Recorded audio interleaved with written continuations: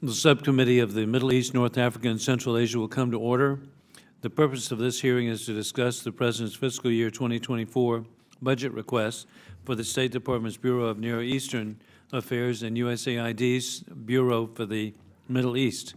I now recognize myself for an opening statement. This past year has been monumental events and shifts in policy in the Middle East, North Africa. War criminal Putin, the Chinese Communist Party colonization, and the terrorist regime in Tehran share common goals. The destruction of democracy around the world, as we see the competition and conflict between democracies with rule of law being undermined by authoritarians with rule of gun. We have the installation of vassal governments to replace fledgling democracies with loyalist dictators.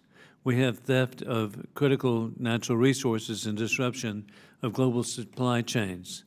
Yet, the American leadership is limited to nowhere to be seen.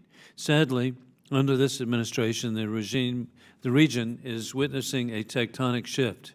Our Gulf partners were cast aside as pariahs, receiving only lukewarm support amidst an onslaught of Iranian proxy aggression, including against U.S. forces, while the Ayatollah, by contrast, was actively embraced. The results have been devastating for rule of law and a boon for the adversaries in the region. Saudi Arabia, the United Arab Emirates, and other Gulf partners have normalized relations with the terrorist regime in Iran and with the brutal Assad regime. China has doubled down on the region, especially in the UAE. In just a few years, the region has gone from a time of strong relations with the United States to the playground of Xi Jinping, war criminal Putin, and the Ayatollah in Iran. The threat emanating from the terrorist regime in Tehran is more critical than ever, including to the people of Iran, who continue to endure torture and repression by the regime. And in fact, just yesterday, the regime in Tehran announced that they would be undeterred in any way of their developing a nuclear capability. We need a clear and consistent policy from the United States to counter the Iranian-backed terrorist groups and the proliferation of missiles and weaponized drones. This policy must include fulfilling the foreign military sales and security assistance agreement that we already have. This administration has led countries across the region to question America's long-range commitment to the security of the region. The United States leadership vacuum has publicly underscored by the recent China-brokered meeting between Saudi Arabia and Iran to restore diplomatic relations. The historic Abraham Accords are a tremendous accomplishment of President Donald Trump. If fully realized, they present countless opportunities for mutually beneficial economic and security cooperation between Israel and its neighbors to respond to threats. The administration must strongly prioritize expanding their accords to include other Muslim-majority countries, such as Saudi Arabia. In October, the UN's prohibitions against Iranian transfers of long-range drones and ballistic missile systems will expire, along with other sanctions on the missile program. The regime has already been flagrantly violated this prohibition by supplying war criminal Putin with thousands of long-range suicide drones to murder innocent Ukrainians.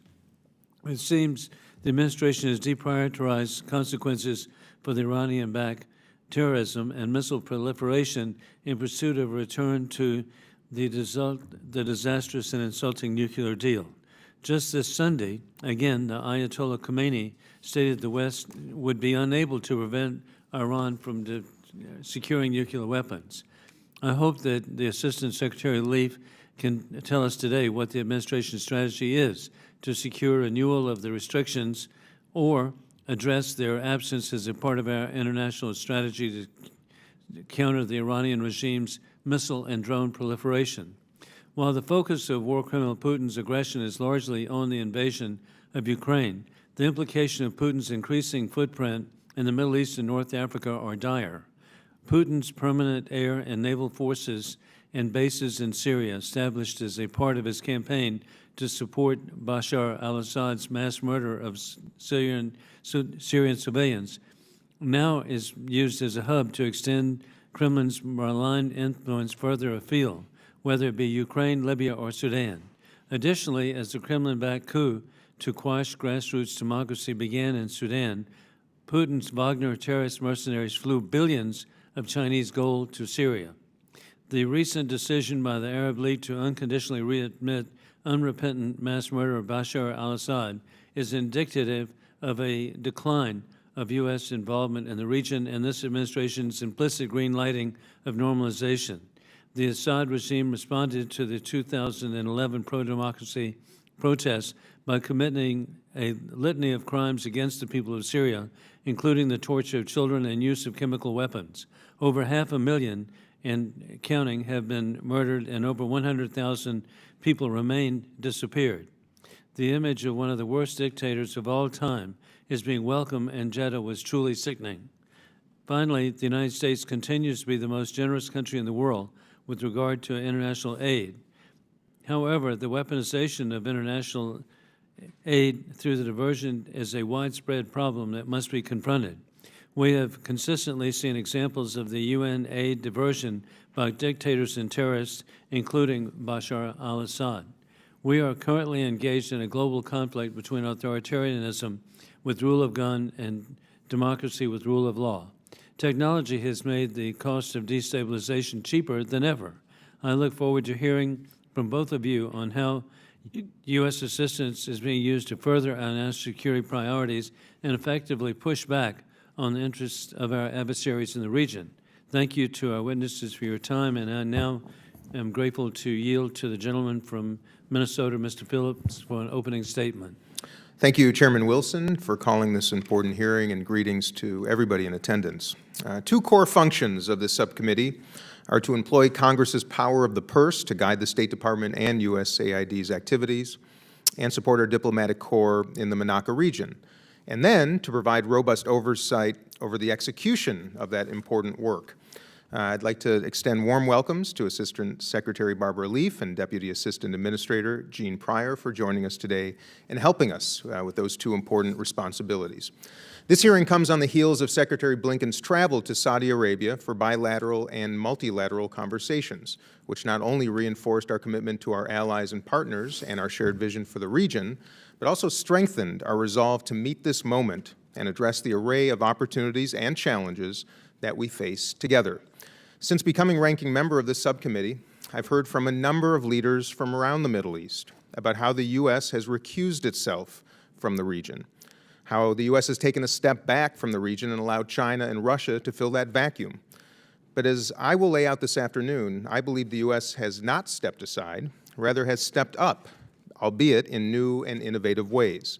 We do not merely observe anymore, rather actively engaging as to make the region stronger, safer, and more integrated. Once a beacon of hope from the Arab Spring, Tunisia's democracy is currently in peril as President Said's growing authoritarian rule has resulted in the destruction of institutional checks and balances, the arrest and targeting of his political adversaries, and the silencing of media and civil society. Nevertheless, the United States has and must continue to stand by the Tunisian people and pro-democracy civil society as they continue fighting for their freedoms and livelihoods. As the political elite in Lebanon, who after 8 months of infighting remain unwilling to this moment to elect a president or move forward with their much-needed IMF reform package, the United States has continued to stand with the Lebanese people who courageously voted for change in last year's parliamentary elections, but have yet to see that vote translate into action. We have provided $800 million in humanitarian assistance since fiscal year 2020, and have recently provided temporary livelihood assistance for the internal security forces and Lebanese armed forces, two key drivers of stability in the country. Syrian President Bashar al-Assad remains in power after 12 brutal years of war, where his regime murdered over 500,000 civilians and displaced thousands, many thousands more. The February earthquakes devastated communities in the northwest, and the situation in the prisons and camps that house ISIS fighters and displaced persons in northeast Syria is growing more dire by the day, creating both a mounting security threat and a humanitarian disaster. The U.S. has actively responded not just by supporting the de-ISIS mission and providing stabilization assistance in the Northeast, but also by becoming the single largest donor of humanitarian assistance to the Syria crisis. We continue to support Syrian refugees living across the region, including in Jordan, Lebanon, and Turkey, and work to ensure that no refugees are forcibly returned to Syria. At the United Nations, the U.S. continues to work with like-minded partners to safeguard Bab al-Hawa border crossing between Syria and Turkey so that aid reaches the most vulnerable communities. Still, our work remains. While other regional players have chosen to normalize with the regime, the U.S. should never normalize if Assad remains in power. I'll say that again. The U.S. should never normalize with Syria as long as Assad remains in power. The Biden administration has and must continue to impose the Caesar sanctions, work to reinvigorate the Geneva process under the UN Security Council Resolution 2254, and seek justice and accountability for the atrocities committed by the Assad regime. Iran continues to antagonize the entire international community by providing armed drones to Russia, enriching uranium near weapons-grade levels, and using proxy terror to threaten United States and partner forces throughout the region. The United States responded by leading the effort to advance Middle East integration beyond what could have ever been imagined just a decade ago. Regional normalization with Israel, with the Abraham Accords, the Negev Forum, and I-2U2 has ushered in expanded opportunities outside of just the security space to encompass trade, tourism, technological innovation, and so much more.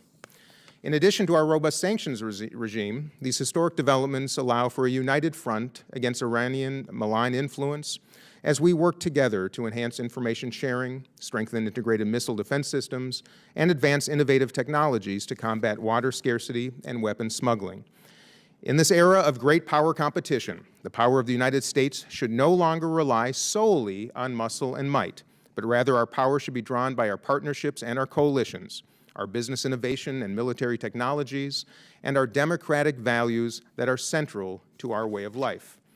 As we engage today on the Biden administration's fiscal year 2024 budget request for Near East affairs, I look forward to hearing from our witnesses about how the State Department and USAID plan to use the requested funds to address these important issues and demonstrate that the United States of America commitment to our allies and partners in the Middle East and North Africa is steadfast and unwavering.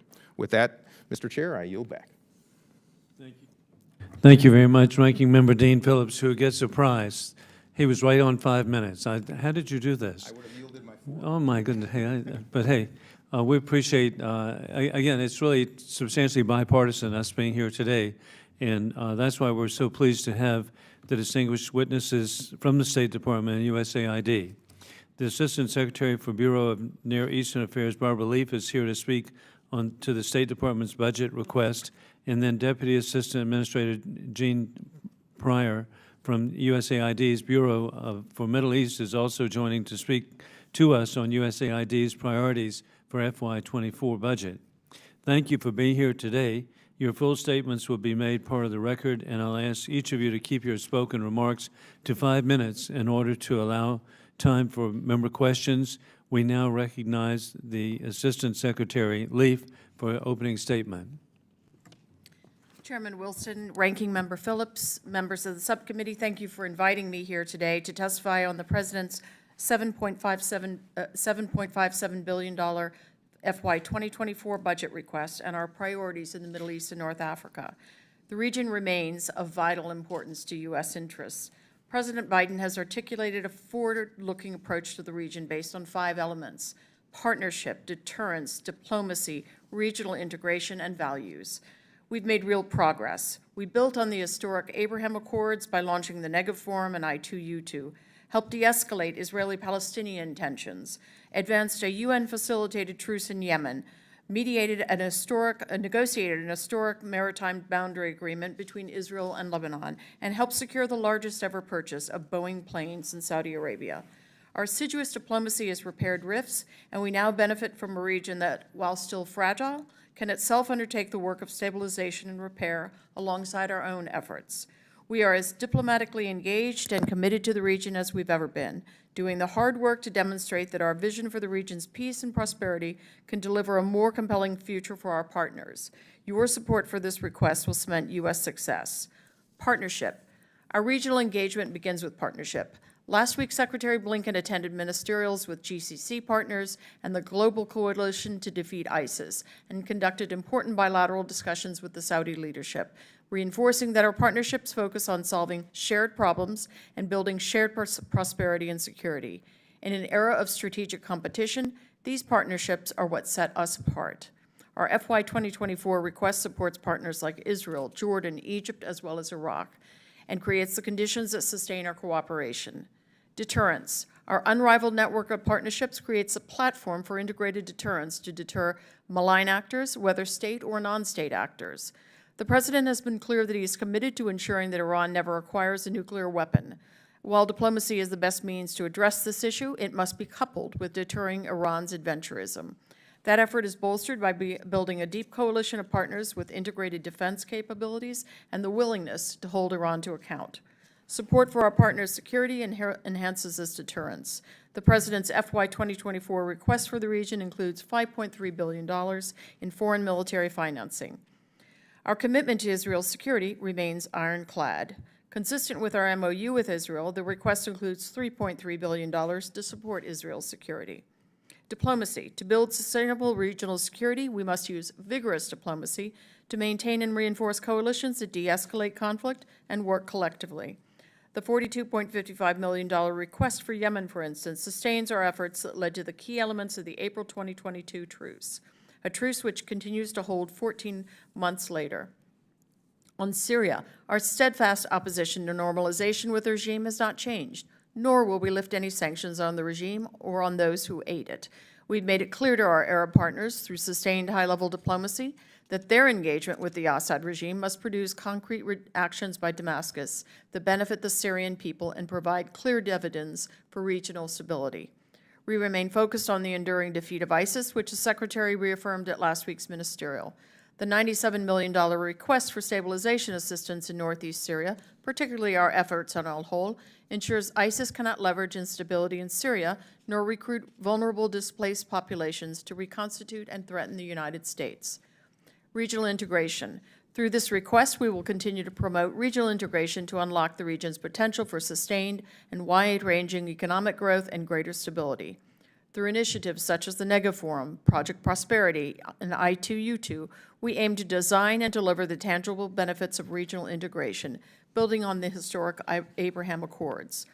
Further progress towards integration, including future moves in Arab-Israeli normalization, could be supported by the MENA Opportunity Fund, a new $90 million flexible funding mechanism that we proposed for the first time in this year's request.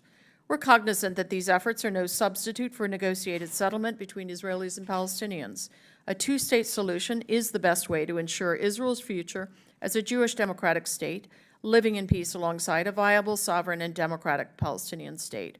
Our request includes $309 million in economic and security assistance for the Palestinian people and support for people-to-people connections under the Middle East Partnership for Peace Act. Finally, values. Our values remain at the center of our approach. Last week, the Secretary again made clear to our Saudi and GCC partners that human rights are essential to enabling the strongest possible bilateral relationships. We do this because it is who we are as Americans and because it serves our interests.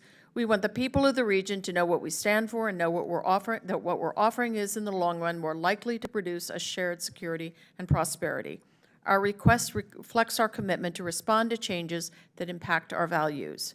Our policy today is designed to build the sustainable and integrated partnerships necessary to develop shared solutions to these challenges so that we can build the better future that we and our partners seek. Thank you for the opportunity to testify, and I look forward to your questions. Thank you very much, Assistant Secretary. I now recognize Ms. Pryor for her opening statement. Chairman Wilson, Ranking Member Phillips, and distinguished members of the subcommittee, thank you for inviting me here today to testify. The past year has been marked by severe and increasing pressures on the countries of the Middle East and North Africa. Shortages in wheat supply and food price increases worsened food security and strained fragile economies across the region.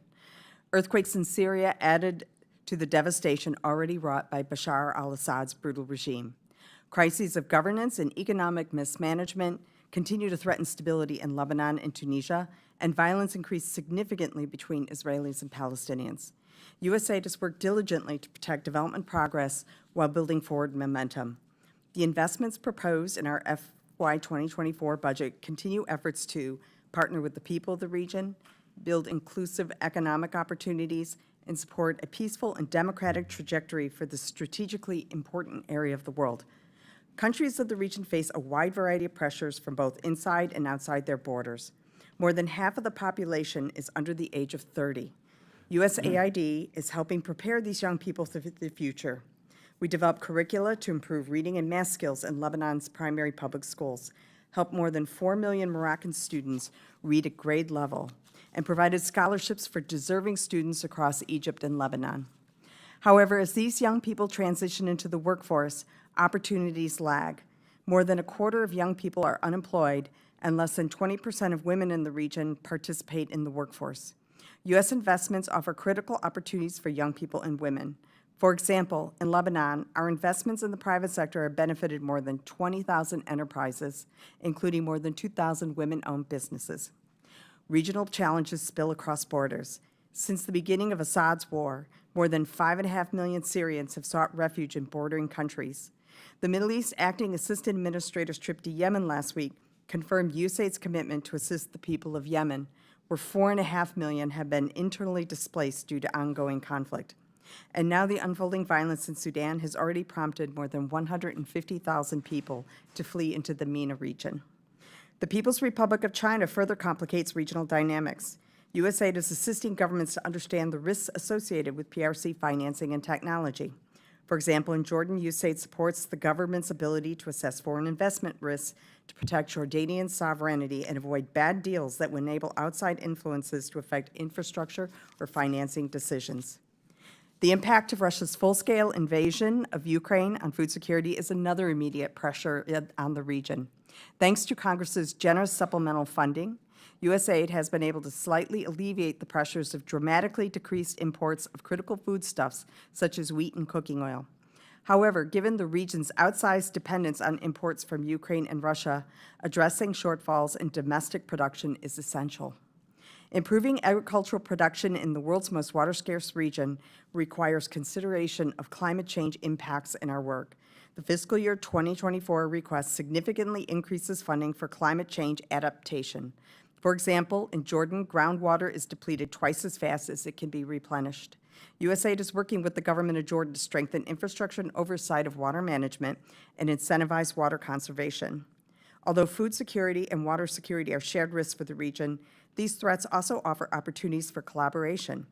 Notably, USAID has seen expanded interest in MERC grants, particularly from Abraham Accord countries. MERC has received a near-record number of applications. Advancing the relationship between Israel and its neighbors is integral to the long-term process for the region. To build on this momentum, the fiscal year 2024 budget seeks continued funding for MEPA and includes flexibility to invest in emerging opportunities. For example, a portion of the $90 million requested for the Middle East and North Africa Opportunity Fund could be utilized if the negative working groups yield tangible areas for investment. The request also increases support for the West Bank and Gaza by $40 million to advance public health, climate, economic growth, and other development priorities. U.S. assistance alone is not enough to address the region's challenges. Governments must protect human rights and take meaningful steps to improve governance and freedom of expression. However, through Congress and the American people's generosity, USAID has been not only able to provide some relief for the extreme pressures the region faces, but also to help shape meaningful paths to the future for the MENA region. Thank you for your support, and I look forward to your questions. Thank you, Ms. Pryor. And now recognize myself for 5 minutes of questioning. And we're going to, Dean Phillips has indicated that we need to be very firm in this 5 minutes. So I'm going to, so that we can, we might even have a second round when we have such good members who are here today.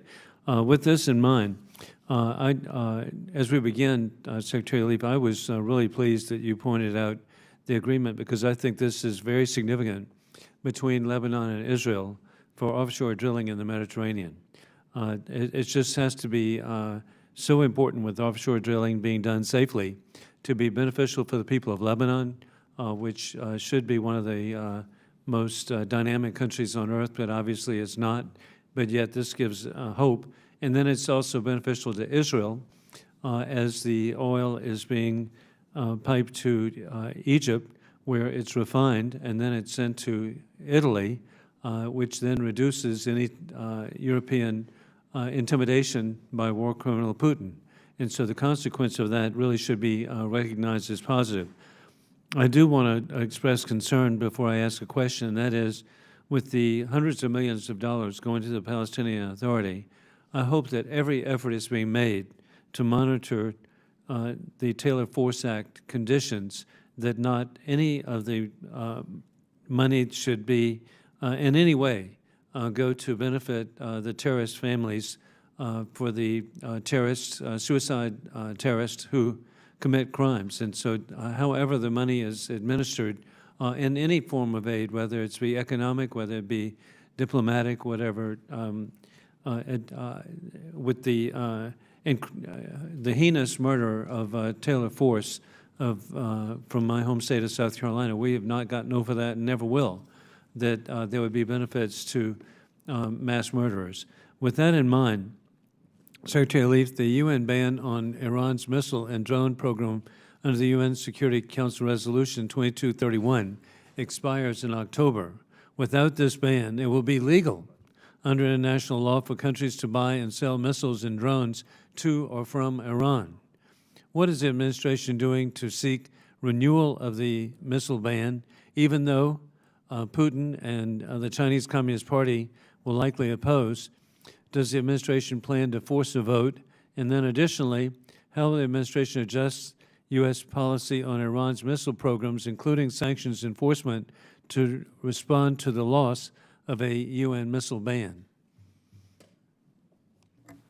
Thank you for your your comments and your questions. And if I could go back to the issue related to Palestinian assistance, and I know that Jeanne may have some observations as well. We're quite scrupulous on this issue of Taylor Force and all U.S. legislation. And we, the assistance that we do is metered out to independent, trusted partners, but we do, in other words, not the Palestinian Authority. We have a separate, of course, arrangement that deals with security assistance. Again, we're very careful, scrutinize end use, monitoring, and so forth. And I would wholly subscribe to your sentiments about the myriad benefits in every direction for the maritime agreement.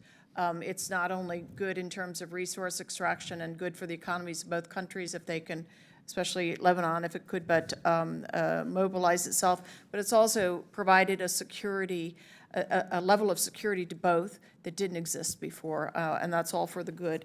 On the question of Iran's ballistic missiles, so you know, this issue of the expiration of the UNSCR is something that goes into the mix of our discussions with our partners. Frankly, as you noted, getting things through the Council now with where we are with Russia in particular is quite difficult. But we have a host of other tools at our disposal, and we will use them. The issue of UAVs and so forth, provision by Iran to Russia has already attracted considerable effort on our part. We've gone after and sanctioned a host of entities and individuals, several dozen so far, and that's a two-way kind of trade, a defense relationship that is growing. It is of enormous concern, not just to us, but our European partners, and so we're very aligned in our efforts. And in the interest of time, I just want to make a statement, then we'll have a second round of questions, but I'm startled to even find out there was a UN ban on Iran's missile and drone program, with the providing of the drones to war criminal Putin, with the indication that they might even build a manufacturing facility in the Russian Federation. What is the point of the ban, and what's being done to try to implement it? So, as I say, Mr. Chairman, we're going after this with a range of sanctions and a range of diplomatic and other efforts with our partners. But this is we've got a full-bore effort to go after those who traffic in the parts, those who manufacture, and so forth. Well, thank you for every effort, and we now proceed to the ranking member, Chairman? Dean Phillips. Mr. Chairman, just before Yes. you call. We have the president of the NATO Parliamentary Assembly, Congressman Connolly.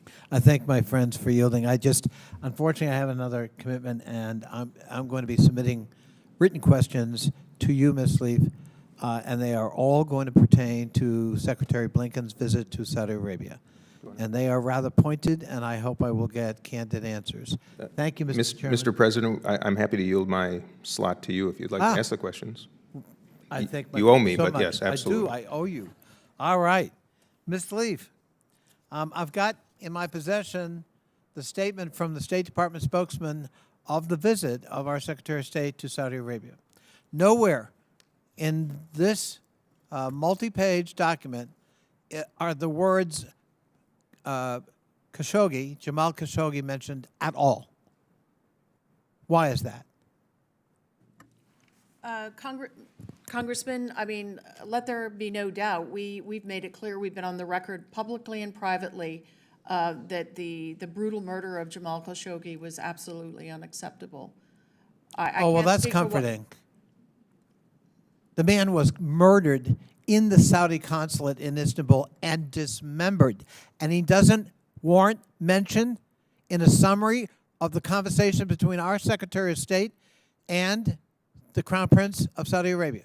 That would suggest to me, who represented Mr. Khashoggi, he was my constituent, and to his family and his fiancée, that this is diminished, if not entirely escaped, as an issue between the Saudi government and the United States government. By no means, Congressman, by no means. Well, how would one know, reading this detailed statement from the spokesman of the State Department? Well, I hope you'll take it back. Unacceptable. And there's no proof that it even came up in discussion when one reads this.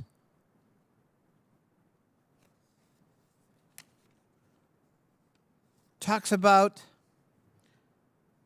the economic collaboration between us and the Saudis. Was that before or after the Saudis again cut oil production for the second time? So the issues that are touched upon in that statement and that communique, and the issues that they discussed over the course of many hours relate to ongoing and future projects and economic cooperation. Well, I understand.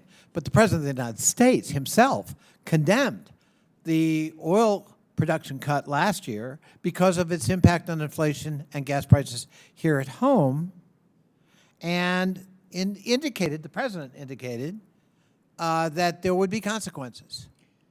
What were those consequences, and how does he feel, or how does the administration feel about a second oil production cut? So, Just as we're finally making some progress on inflation.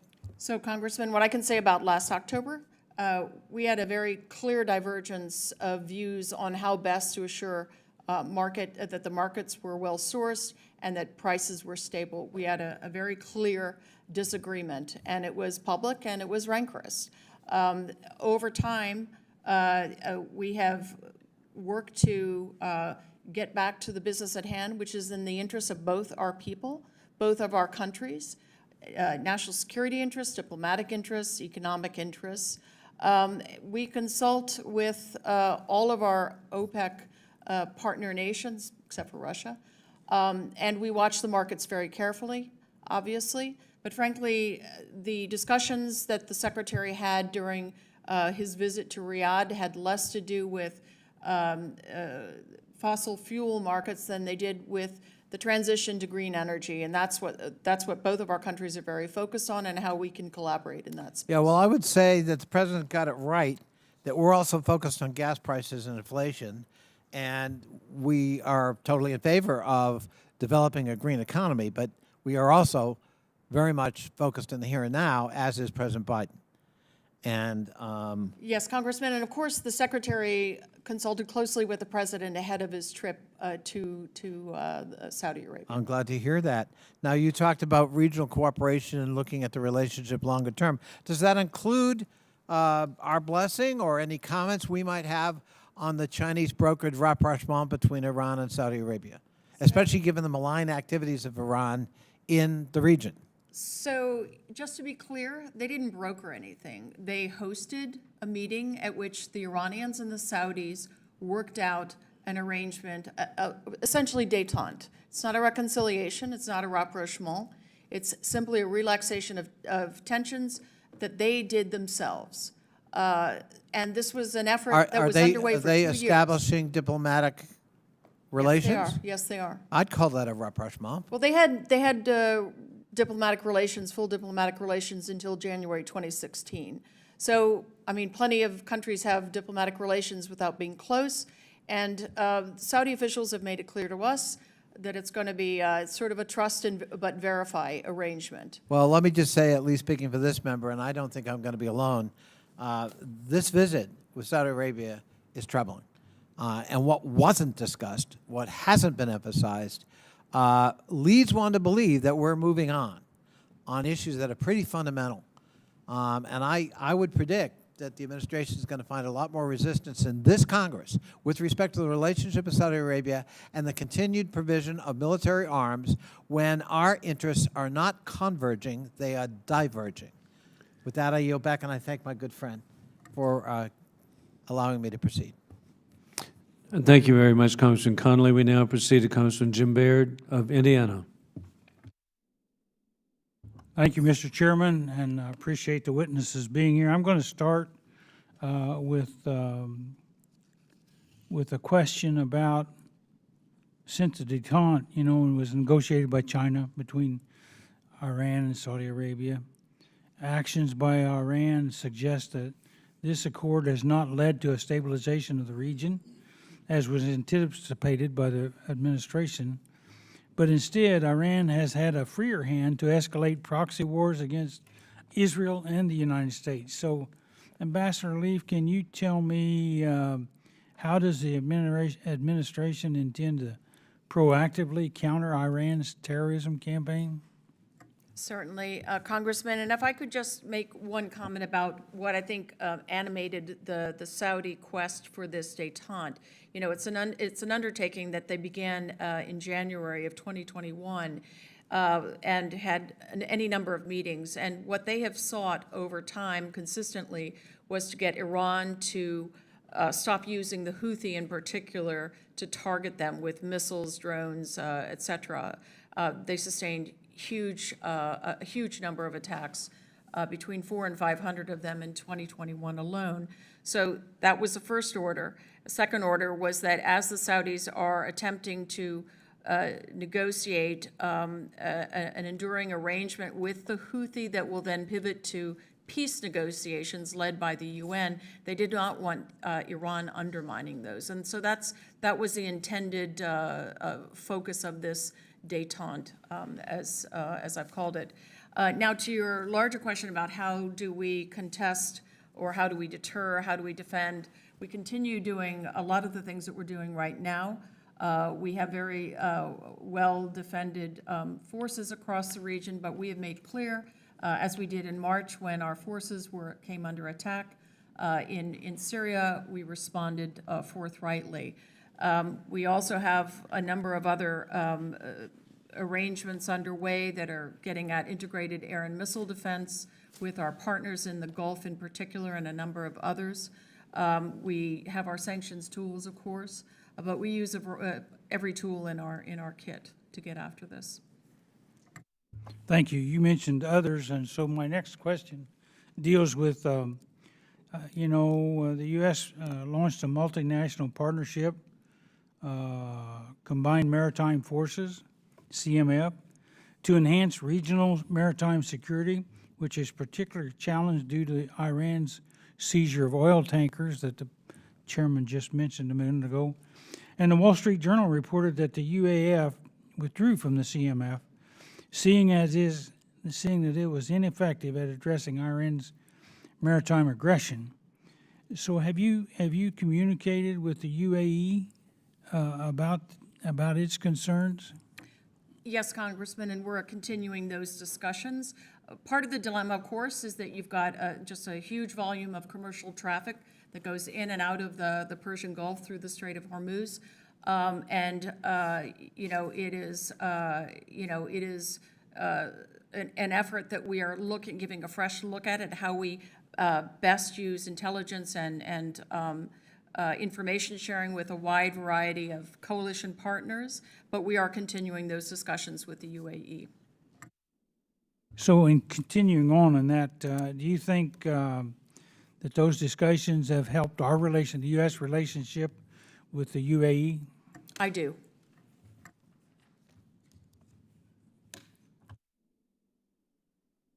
And last question deals with the Chinese Communist Party, and they helped broker that deal between Saudi Arabia and Iran.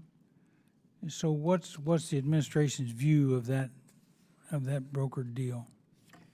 So we've made clear to Saudi Arabia throughout this last 2+ years that they have been, as they had been working at this dialogue that was first brokered by the Iraqis, also periodically by the Omanis, that we supported them using direct engagement as one of many tools to get after their national security issues. It's not the only thing that they would want to use, and we would still be there to assist them in self-defense and, again, with integrated air and missile defense efforts. I think the question as to how the PRC got in the mix is in part a reflection of how onerous the sanctions had become for the Iranians, and they were looking for some way out of their sort of isolation, if you will, and they've been wanting to reestablish relations with the Saudis, and so they went to the Chinese to ask for that. But I think this is definitely a case where we will continue to work assiduously, methodically at interdicting any lethal arms flows that we see on the high seas going to the Houthi, and then the Saudis will themselves have to judge how to hold them accountable. Well, thank you very much for your testimony, and I'm out of time, so I yield back, Mr. Chairman. Thank you very much, Congressman Jim Baird. We now proceed to the Ranking Member Dean Phillips of Minnesota. Thank you, Mr. Chairman, and greetings again to our witnesses. I think it's fair to say that the Department of State and USAID have a lot on their respective plates right now. Clearly, competition with China and Russia's invasion of Ukraine, the conflict in Sudan, the list goes on and on. So my question is, with our priorities and goals, particularly for this committee in the MENA region, how do you walk and chew gum at the same time? How do we ensure that the region remains prioritized in light of so many pressing challenges around the world? If you would each address that, I'd appreciate it. Well, you're absolutely right, Ranking Member Phillips. We have a lot of pots that are always simmering and always on the point of boiling over. I myself spend sometimes 2 out of 4 weeks on the road doing the work out in the field alongside our excellent chiefs of mission. And of course, we have engagements from the Secretary and others, members of the national security community.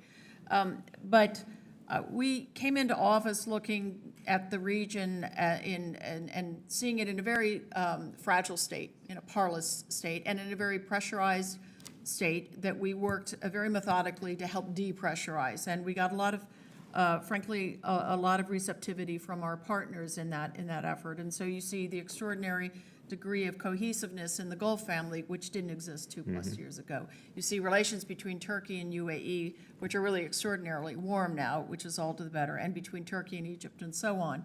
And that is all something that we have fostered diplomatically, not through, obviously, assistance so much, but really through hard diplomatic efforts. And in the same guise, our assistance really comes into play when it comes to countries like Libya and Yemen and Lebanon. But I have to just simply roll up my sleeves and get out on the road quite a lot these days. And we, as I say, we take, we use incoming from our senior officials like Undersecretary Newland, who called the Speaker Nabi Berri yesterday to urge him to schedule a session to begin voting again on a president for Lebanon. I'll let Jeanne Yeah, Ms. now. Pryor. Thank you. Yes, there are numerous challenges in the region, but we also do see opportunities as well.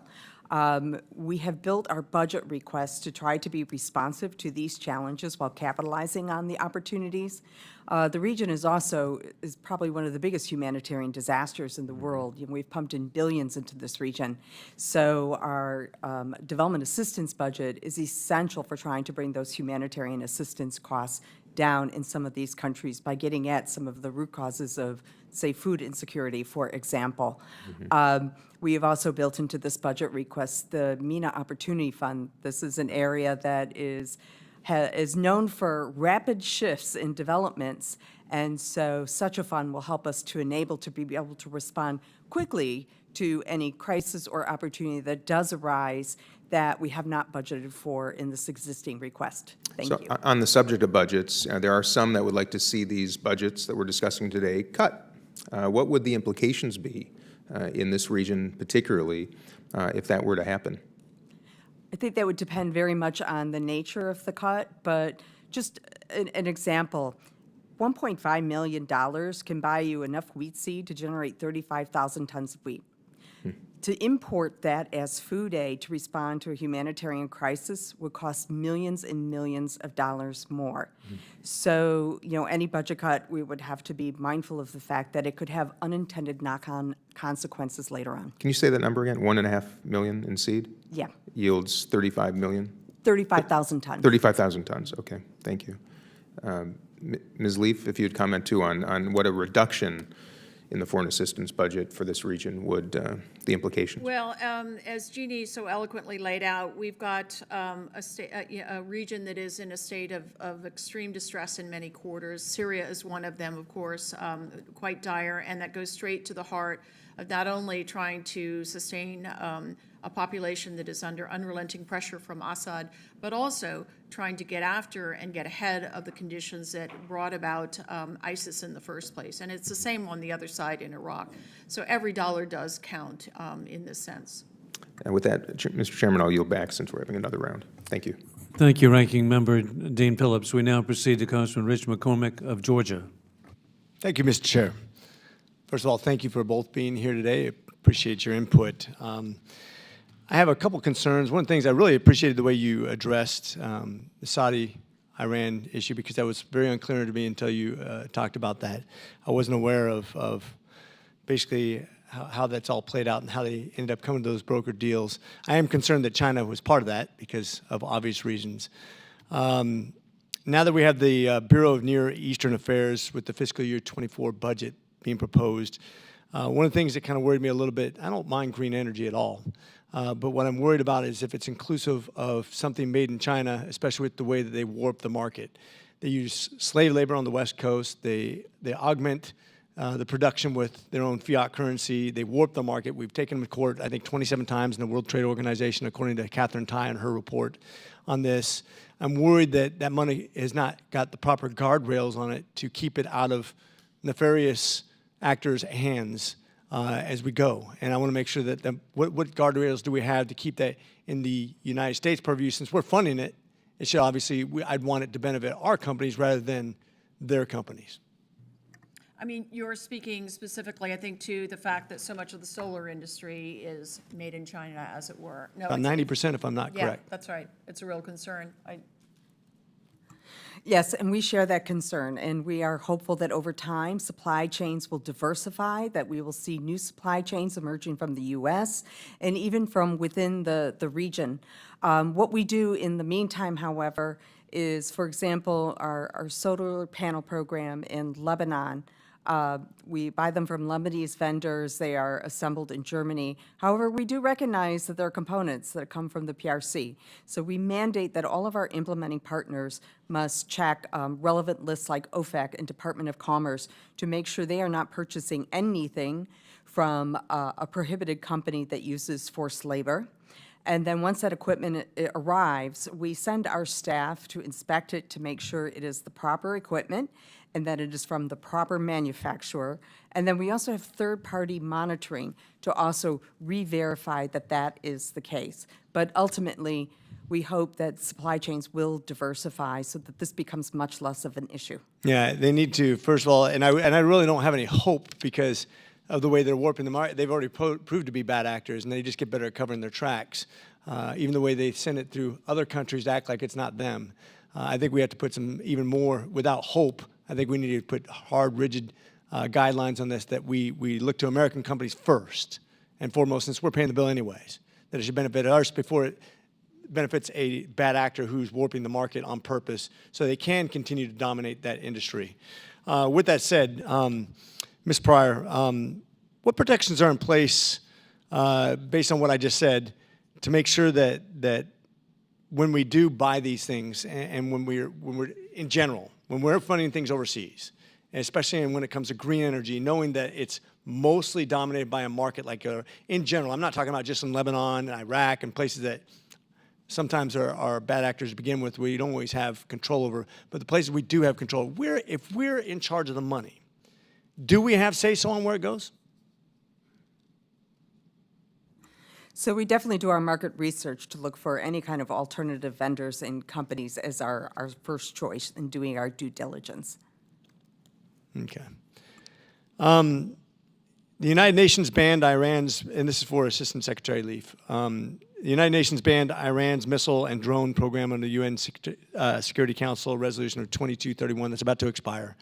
I know this has probably been addressed already. I apologize. I had another committee I was coming from.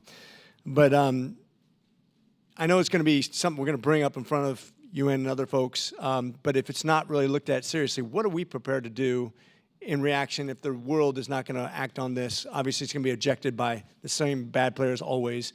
If it's blocked, what are we prepared to do in response to that? Well, we are already taking action against those who traffic in the parts, the manufacturing, getting the weapons, the drones to Russia. We've done dozens and dozens of sanctions already against individuals and entities, and we'll continue that apace, and we'll look for sort of a larger effect if we can bring other partners into that effort.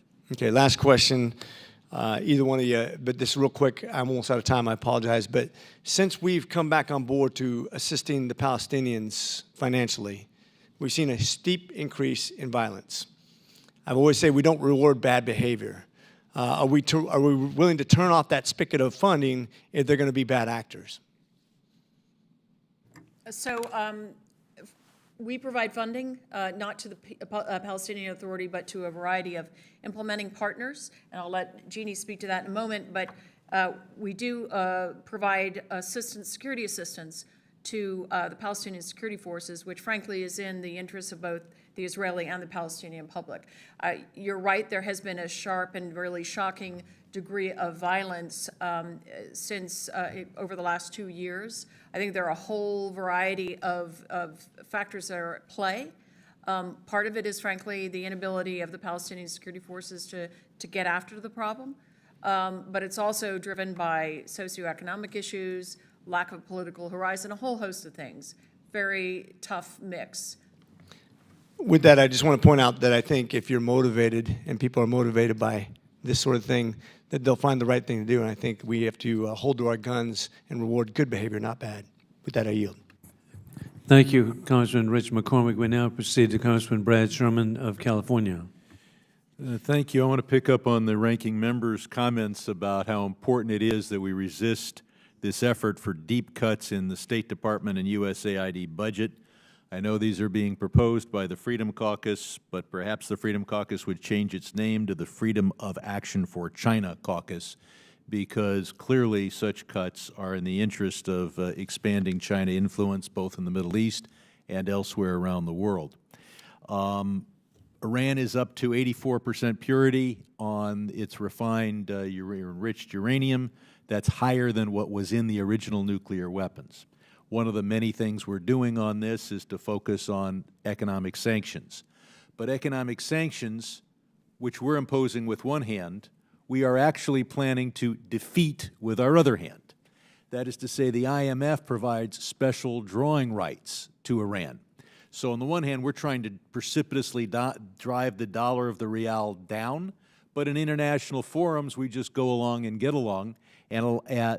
And so I wonder whether the Assistant Secretary can tell us that we will not add tens of billions of dollars, as the IMF has requested, to our investments in the IMF, as long as Iran is given special drawing rights.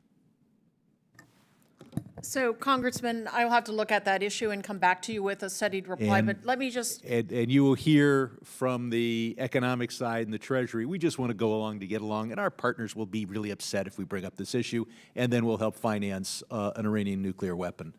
So I do hope you look at that. I will absolutely look at it, but do you want me to offer you any other comments, or did you want to? I've got so many questions here. I'll move on. On Assad, I hope that we are working to make sure that Assad is not normalized until he makes substantial concessions for the benefit of his people. But I want to shift to the Saudi nuclear program, which gets very little attention. Every weapon system we gave to Iran under the Shah fell into the hands of the Ayatollah. So I'm not sure I can trust Ben Salman, but I know that I have no knowledge of who comes after Ben Salman. And a monarchy is clearly unstable. Of course, the U.S. gave to Iran a small nuclear reactor in the Atoms for Peace program under the Eisenhower administration, and of course, tremendous conventional weapons in the 1970s, all in the hands of the Ayatollah. Now, we're looking at the Abrahamic Accords. We just dealt with that on the floor of the House. The big prize is Saudi Arabia. One would hope that they would try to get a better life for Palestinians in their negotiations, but they have not prioritized that. What they want is a nuclear cooperation agreement with the United States that is not similar to the one that we entered in with the UAE. That was a gold standard agreement with no enrichment, no reprocessing, and the additional protocol. Is there a risk that in this exuberant desire to have the big meeting where everybody's shaking hands and we're all Abrahamic, that can I count on the administration not to bring a nuclear cooperation agreement with Saudi Arabia to this House that does not meet the same gold standard standards? So Congressman, if I can give you a two-parter? Okay. Because one thing I would point out, the Palestinian aspect is not wholly missing from this picture. You might have, if you didn't see it, the foreign minister. I'm saying what I believe is their real intent. But Yes, they dressed it up a little bit. yeah, they have stipulated that there is a part in any normalization for the Palestinians. Now, that's undefined as yet. But to your other point, look, Israel and the U.S. will have everything to say about the course of any of the aspects that go into the mix for a Can I get a normalization commitment deal. from you on behalf of the administration? So what or I not? can say, or should I move on to the next question? what I can say in this setting, Congressman, is that we will rigorously promote nuclear security and nonproliferation, and we will consult with the Congress. Finally, we look at UNRWA, which entered into a framework for a cooperation with a commitment to combat incitement and anti-Semitism in its educational curriculum. I have a bill that I commend to my colleagues. We had 46 co-sponsors last year. How is the U.S. leveraging our position as UNRWA's top donor to get them not to do things which they're doing now, such as glorifying the convicted terrorist who killed 38 civilians, Israeli civilians in 1978, including 3 children? Congressman, it is still an issue, a work in progress. We have the same concerns that you have about curricula or teaching in the classroom that in any way glorifies violence, terrorism, and so forth. So it is very much a work in progress, and we're committed to it. Thank you very much, Congressman Sherman. And now we have the best for last, Congresswoman Kathy Manning, and following her, we'll have abbreviated second round. Thank you, Mr. Chairman. I appreciate that. And thank you to our witnesses for being here with us today. So we have talked about the rapprochement between Iran and Saudi Arabia. We've talked about Iran's increasingly malign behavior in providing drones to Russia. We know there are always rumors about some kind of new deal with Iran. So I'd like to know, Assistant Secretary Leaf, what is the administration's long-term strategy for dealing with Iran, especially as it becomes a near-nuclear threshold state? So I would just start by saying there is a lot of misinformation and a lot of disinformation churning around in the media ecosystem right now. Look, we have been very clear that we'll use diplomacy, indirect or direct, to get after the various threats that Iran poses internationally as well as regionally, and that includes the nuclear. People tend to offer up a sort of scenario of a plan A is go back into JCPOA and diplomacy, plan B is economic pressure and deterrence. Actually, we're doing both. We're doing both. We do believe ultimately that the best way to constrain the program is to get it back into a box, into a diplomatic box with rigorous oversight and inspection regime and so on. JCPOA, for a variety of reasons, is really not actively on the table, as it were, but we are trying to get to a place where we can get Iran to de-escalate on a variety of fronts. So what incentives would there be to Iran to get them to de-escalate? How are you working with our partners and allies? Are you delivering a strong message to Iran, an unequivocal message that a nuclear-armed Iran is unacceptable? Yes, and I won't go into details, but I can tell you absolutely unvarnished message. And are you encouraging our partners and our allies to deliver that same message? Yes. So let me turn to Saudi Arabia, because there's been discussion about Saudi Arabia. Certainly we all know that progress has been made with the Abraham Accords, and it's viewed as really transformative in the region, but we all also know that Saudi Arabia is the big partner that would or could be brought into the Abraham Accords and make a significant difference in the region. In fact, I think Secretary Blinken has said it's a priority for this administration to bring Saudi Arabia into the deal. But we've heard about all the different ways that Saudi Arabia has made it more difficult for the U.S. to deal with them. There are lots of sticking points. And recently the Saudis have indicated that normalization would require Israel to make progress with the Palestinians, or I might say perhaps the Palestinians need to have a will to make progress. So can you share more about some of the specific steps that the United States, the Saudis, and Israel and the Palestinians must take to get to an eventual normalization deal? So there's no defined roadmap at this point, I'll be quite honest. And a lot of the discussions are nascent, and they're not really the kind of things that I would want to trot out into the public venue.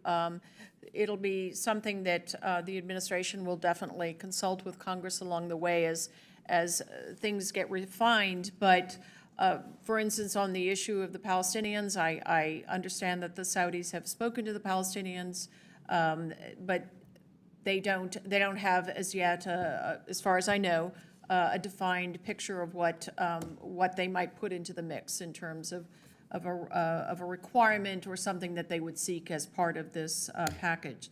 So there is absolutely the will and the determination on the part of the prioritization on the part of the administration to midwife this normalization, which, as you say, will be transformative. It will bring others along, and it will shift things very dynamically in the region in a direction that will only be to the good. So it is very much a priority for us, but I would just say stay tuned.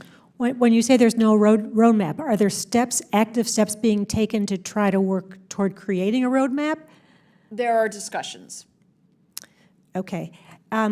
What options do you see for moving the Palestinians, and in particular Palestinian leadership, toward taking steps necessary to work toward a two-state solution? We know there's rising gang crime in the West Bank. It's not being addressed by Palestinian Authority. We know there have been random shootings, particularly one I need to mention, the name of Ilan Ganeles, who was an American citizen who was shot dead. There really hasn't been much said about him. He's referred in the press as a Israeli soldier, but in fact, he's an American citizen. He was living in the U.S. He was in Israel for a wedding, shot dead. Not a lot said about that by the Americans. What steps can we take to encourage the Palestinians to actively control the terrorism that's going on by Palestinians and the criminal gangs? So we have the programmatic side, which is very much part and parcel of our approach to creating a professional and capable set of security forces in the West Bank that would be able to carry out all of their responsibilities in Area A. That is just not the case yet. We have the U.S. Security Coordinator, General Mike Finzel, who has a whole set of activities that he oversees. And then we have the diplomatic effort, which, as you'll have seen over the last months, we had a meeting, Egypt, Jordan, the U.S., Israel, and the Palestinians in Aqaba, Jordan, and then Sharm el-Sheikh, Egypt. And those have been a combination of security and political discussions to get after exactly the issues, which is this really eroding sense of security in the West Bank. It's eroding for Palestinians, it's eroding for Israelis, let alone for visitors. And so this is a priority for us. It is a very difficult environment right now. I would say there is just an erosion of stability and security. And that was, that was the target of a lot of our efforts throughout the period of the confluence of the three holy religions, major religions, during March, April. So we brought down the level of violence, but by no means have we been able to get the PA security forces where they need to be. Thank you. My time is long expired. I appreciate the chairman's indulgence. Thank you very much, Congresswoman Manning, and indeed, as we proceed with the second round, you can see there's really bipartisan concern with the complicity by the Palestinian Authority working with terrorists across the region, by the concern that we all have as boasted over the weekend by a nuclear capability by Tehran, the threat that's existential for Israel and America, not just in the Middle East. And then also very concerning, as you've heard from different questions, about the drone capabilities of Iran. I've actually seen some of the drones that were downed over Yemen, and these are highly sophisticated, large, look like small planes that have surveillance capability, intelligence capability, but also have a capability of very sophisticated heavy weaponry and munitions that can be provided. And we're seeing it sadly underway with the murders being conducted in Ukraine as we speak. With all of this in line, another issue that I'm very concerned about is the tragic Arab normalization with Assad. And Secretary, you mentioned and said, quote, "Our basic message has been that if you're going to engage with the regime, get something for this," end of quote. That's appalling to me.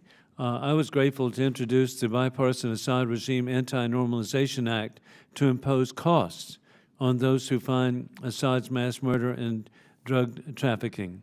And additionally, I have opposed normalization as a stated policy, as we see, of the administration. But yet, with that being the policy, there's really been a green light provided to normalization. What is the administration's view as to, quote, good enough to get a return for abandoning the Syrian people to an unrepentant mass murderer and telegraphing to dictators around the world that they can wait out our accountability for war crimes? So, Congressman, I know that line that I gave at a think tank event was understood to be some sort of shrug of indifference. It was not in any sense. What I was trying to convey was something a little bit different, and it was not sufficiently nuanced. But here's where we are. As I said in my statement, we are foursquare opposed to normalization. We don't think Assad merited invitation to the Arab League. We were very straight up with our partners on that score. And I will just say there's a range of opinion among the Arab states in the region about the utility even of engaging with Assad. And there are some who will not reopen embassies at this point, while others, Saudis included, have said, look, regime change, and they were very much part of that effort for years. Regime change hasn't worked. He's not going anywhere. Meanwhile, the country is sinking, sinking, sinking. And we have to figure out a way to end the impact that it's having on Syria's neighbors, let alone on the Syrian people themselves. I'm just giving you what we have heard. And so thus the decision to engage, but engage with an agenda to get pretty much the same objectives that we have, but by a different means. We are holding fast to sanctions, and we are holding fast that we will not normalize. They are going to engage, but we both want the same thing, a change in Damascus's behavior, whether it's the export of the trafficking of Captagon, whether it's repression of its people, whether it's creating conditions that are inhospitable to IDPs and refugees returning. And as we conclude, or as I conclude, I'd like to also express concern about any negotiations for renewing the Iran nuclear deal. I was really grateful to work with former Senator Joe Lieberman, former chairman of the Foreign Affairs Committee, Elliot Engel. It was bipartisan that it was utterly irresponsible having an Iran deal as they were not only developing a nuclear capability, but they never stopped trying to develop an ICBM capability to hit the United States. And so over and over again, I hope every effort is made from a bipartisan angle to please have no agreement that would be so beneficial to people who have every intent to fulfill death to Israel, death to America. With that, I yield to Ranking Member Phillips. Thank you, Mr. Chairman. And continuing with Syria and the humanitarian crisis, I know that the Bab al-Hawa border crossing is up for reauthorization at the UN Security Council next month. And perhaps you could just spend a moment expressing to us why that is so important relative to keeping that open. So a few years ago, there were three such border crossings, and under pressure of veto, threat of a veto by Russia successively, two of those were closed out, and then we have Bab al-Hawa, which has to be renewed every 6 months. We're going to go for broke. We're going to try to get a larger extension of that and see if we can get other border points open as well, because the fact is, and the earthquake made things even more desperate. The fact is you've got over 3 million people in Idlib province who otherwise have virtually no access to assistance. And you can never get enough done through cross-checkpoint, regime and Idlib province checkpoints. You can never get cross-line aid sufficient to feed people who are really in desperate conditions. So we're going to go for broke on that. Good. I also wish to address Tunisia. I think I speak for this entire committee when we say we're terribly disappointed by the democratic backsliding by President Said.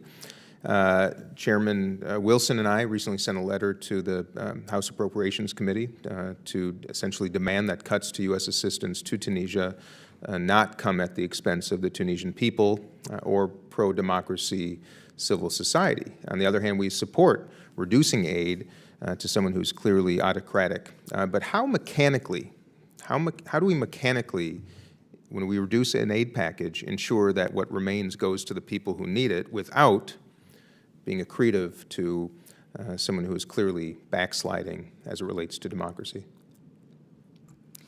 So while our request reflects a cut because of these changed circumstances on the ground, what we are doing with this request level is we're recalibrating that assistance to do that, just that, focus on the Tunisian people, focus on the private sector, and focus on civil society. So 70% of the request level will go towards supporting civil society, and we are launching a new $25 million program to support civil society. Talk about, but I want to hear about the mechanics, because it's easy to say this in committee hearings, but how do we mechanically ensure that someone does not benefit So from an again, oversight perspective?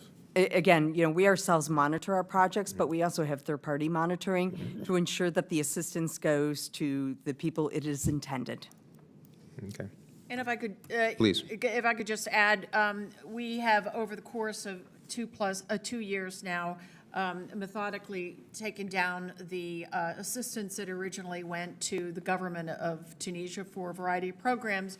We're down to about half as much additionally in terms of the FMF. We do think we have scoped the FMF really tightly to address our own national security needs because we want to keep the Tunisian armed forces fit and capable to do their maritime security and border security and CT operations. Okay, thank you. One more, and back to Syria for a moment, too. Senator Shaheen and Graham have a bipartisan bill in the Senate that would reestablish the senior coordinator for detained ISIS members and displaced populations, of course, in Syria.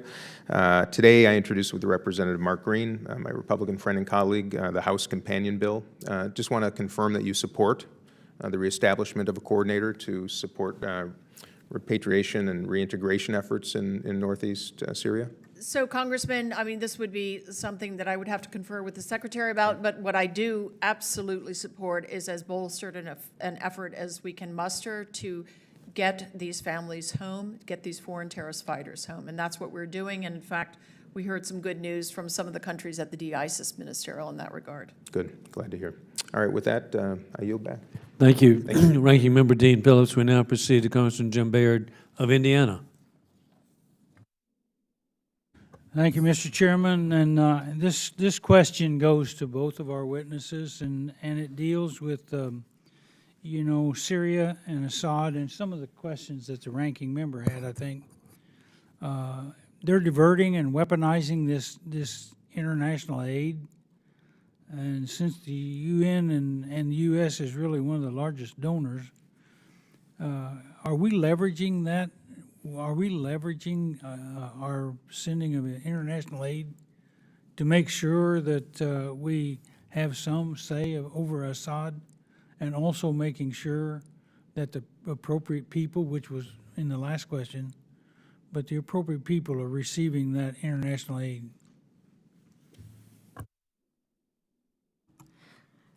Thank you. In the Middle East Bureau, none of our stabilization assistance goes to regime-held areas, only non-regime-held areas. Our humanitarian assistance in Syria is provided based on criteria of need, particularly food insecurity. The majority of our humanitarian assistance also does not go to regime-held areas. There is a portion that does go to regime-held areas, and it is intended to benefit the Syrian people and not the regime. We have a vetting program that looks at all of our implementers to make sure that there are no ties to any kind of terrorist organization, because as you know, Hezbollah is, you know, running around in regime-held areas. We also have third-party monitoring to make sure the assistance goes to the people who need it the most and does not get diverted in any way. And we just monitor it very carefully to make sure that it is meeting the needs of the most vulnerable in Syria and not the Assad regime.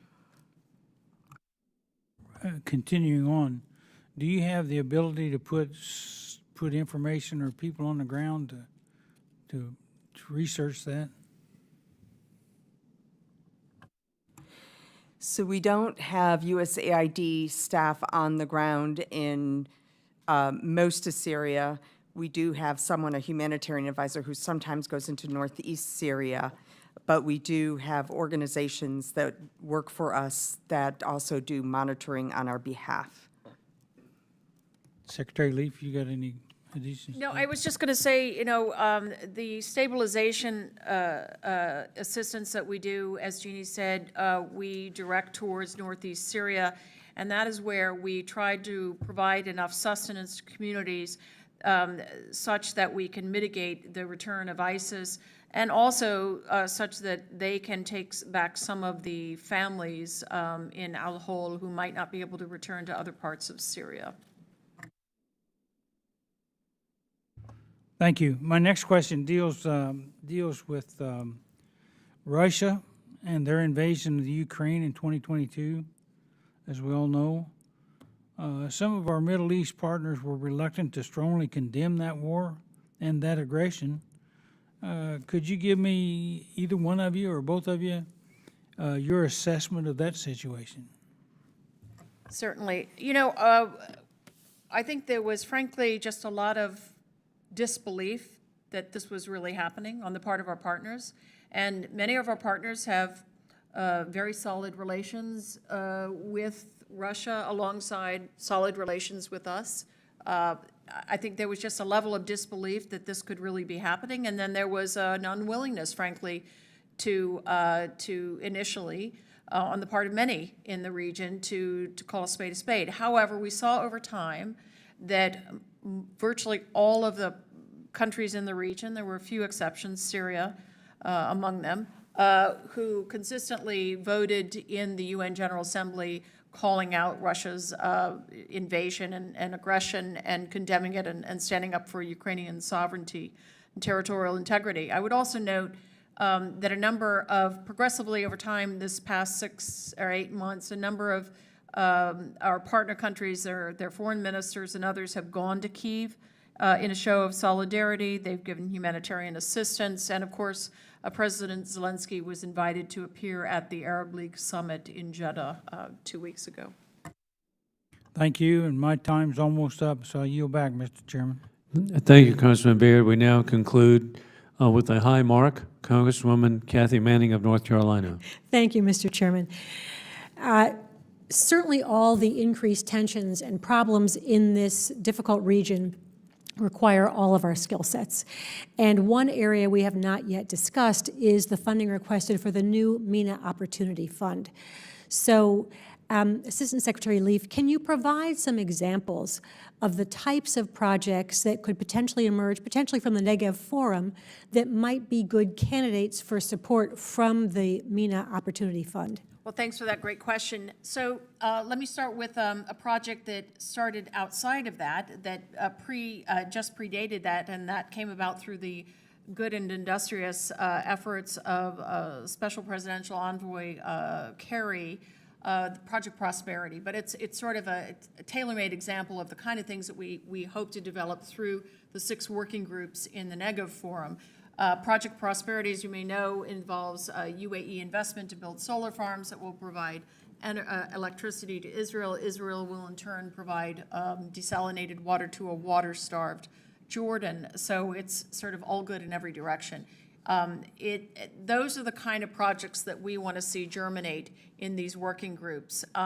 We are working very hard right now with the Moroccans to land on a date for the next ministerial, and prior to that, just ahead of that, we hope to have the working groups lay out some ideas, some proposals. They may not be ready for prime time, but we want to, and also I will just say, we're looking to engage private sector. As we get this structure really up and running, we want to also rope in the private sector to generate money. But we will use, if we are granted this, pot of money, we'll use it for seed money for some of these projects. You know, we have working groups on education and tolerance, on water and food security, health, and we think there's just some great work to be done. And as you know, the whole idea behind this is not just to do projects, but to, through those projects, demonstrate to the peoples of those countries the benefits